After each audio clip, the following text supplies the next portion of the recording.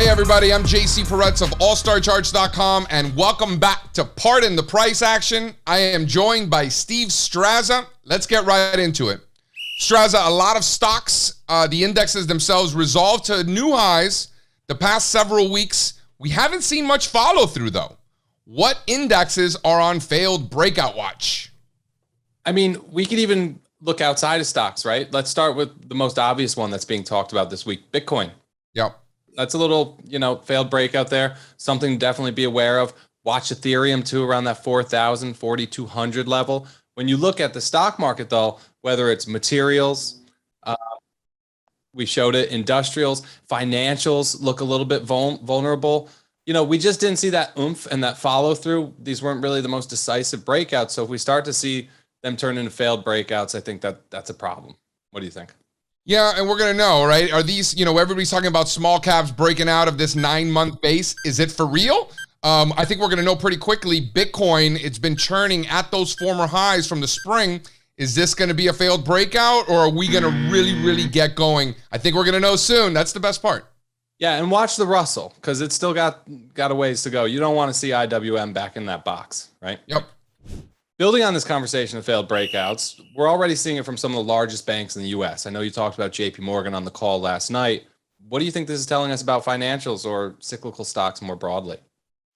I think that's just more of the same conversation we were just having as far as potential failed breakouts. I mean, we don't have bull markets in the United States without financials. And when you look at the exposure in a lot of the countries around the world, you have increased financial exposure across the board. So it's very, very important. Also, there's probably an interest rate story there. If interest rates are going up, financials are probably doing well. Money's coming out of bonds. There's probably risk appetite in the market overall. So I think you nailed it. Here we're looking at financials and then overlaid the big 6 banks, equally weighted: JP Morgan, Bank of America, Wells, Citi, Goldman Sachs, and Morgan Stanley, really flirting. If JP Morgan's below 165, I think financials are suspect. 39, 38 and a quarter on the XLF. Those are big levels. We got to stay above that or it could be a problem. Yeah, I couldn't agree more. And maybe you're seeing, that weakness kind of start in community banks today because they resolve lower from a tight little coil at their first half highs. So something to definitely watch. And that brings us to our next point, which is inflation and yields. Yeah, this one for me definitely stands out. The Consumer Price Index surged 6.2% year over year in October, marking the highest inflation reported since 1990. But more importantly, what are the charts suggesting about all of this? The charts seem to be buying this inflation narrative, right? So we've heard about it's transitory, it's not transitory, going back and forth over this argument all year. When we look at the charts, it hasn't been transitory at all. It's been a very steady uptrend. We like to use the TIPS versus IEF ratio. That's just looking at Treasury inflation protected securities versus Treasuries. And the thing's been a face ripper. And it kind of suggests that, we should see risk assets, like especially cyclical and commodity centric stocks, trending well with it. Whether or not we are going to see that happen, we'll have to wait and see. Yeah, and listen, the trend in commodities is still higher. We're not getting breakdowns on a lot of these commodities. In many cases, they're just consolidations. But getting back to the failed breakout premise from before, we're watching commodities too for potentially failed breakouts. Crude oil is one of them. Crude oil above 76. If we lose 76, that's a big problem. That's how I see that. So sticking with yields, the long end of the curve has been under pressure lately. Yields have refused to kind of take out their summer lows, though, especially if you look at the 30-year. What do you think the bond market's telling us these days? I think 1.4% on the U.S. 10-year yield is a big one. As you can see here, we talked about the TIPS versus Treasury. So TIPS are inflation-protected Treasury securities.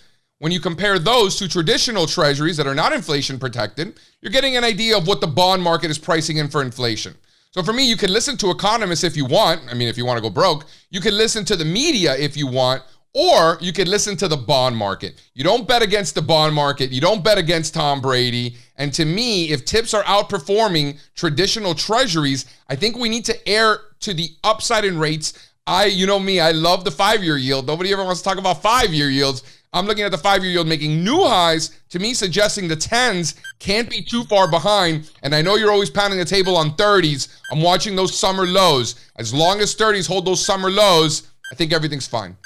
Yeah, and it's all this conversation, right? If the 30 can dig in here, just like we were talking about banks being the weakest for stocks, they would lead to the downside. We would likely see the long end lead to the downside. And the fact that the 30-year dug in at those summer lows and rebounded pretty hard off it this week, I think bodes well for, the risk assets and the reflation trade.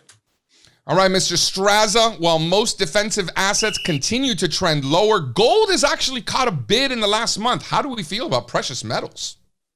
If you zoom out, the gold chart looks nice. It's a nice cup and handle. If you price in different currencies, the gold charts look really nice. If you zoom in and take a look at that trend line break, it looks like maybe we're starting to see a bearish to bullish transition in the trend for gold and US dollars. What's most interesting is what gold's doing relative to its alternatives, right? So for the longest time, this chart's been trending higher, S&P over gold. It's at a logical level to see some chop, consolidation, maybe even a reversal in the trend. And we're also seeing it relative to commodities and bonds also. Very logical levels to see gold start to assert some leadership or show a little bit of outperformance here. So something we should keep on our radar. There's no question. When I think gold, I always compare it to other asset classes. Sure, when something's in a bull market, it does well on an absolute basis, but how is it doing relative to its alternatives? And you nailed it. I think this might be the most bullish chart. It's funny. I was laughing because gold price in US 10-year notes and gold price in yen look very similar, and it's because yen and treasury bonds keep going down. That's a great point. I mean, we joke sometimes that everything looks great versus yen, but gold really looks good versus all its alternatives. And here's a great way to express a bullish thesis on gold. I mean, your risk couldn't be better defined at that 31, 32 level in the minors.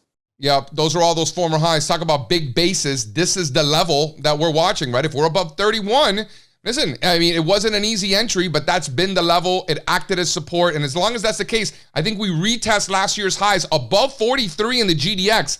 That's a long way. And because these market caps, you're looking at a lot of mid-cap stocks in that space. They could double, they could triple, and they're still not that big.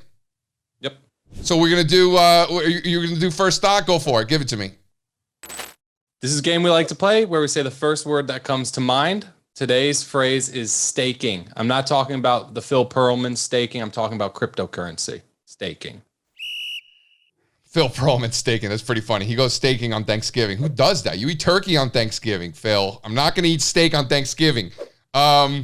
Staking, cryptocurrency staking. Listen, I think it makes sense. You and I had a nice conversation with some professional helium miners today. They created their own pool. They're staking. It's just a way to supplement your income and to, get additional income while you're already in something. So it's almost like a scenario where, if you're in a stock that pays a dividend and then you just say, no, I don't want the dividend, you keep it, right? If you own a cryptocurrency and you can stake it and get yield, as long as there's no, right? Because depending on the situation, you might need to, you be locked in longer than other times. But in liquid scenarios, to not take the dividend is literally like telling the company, no, you can have it.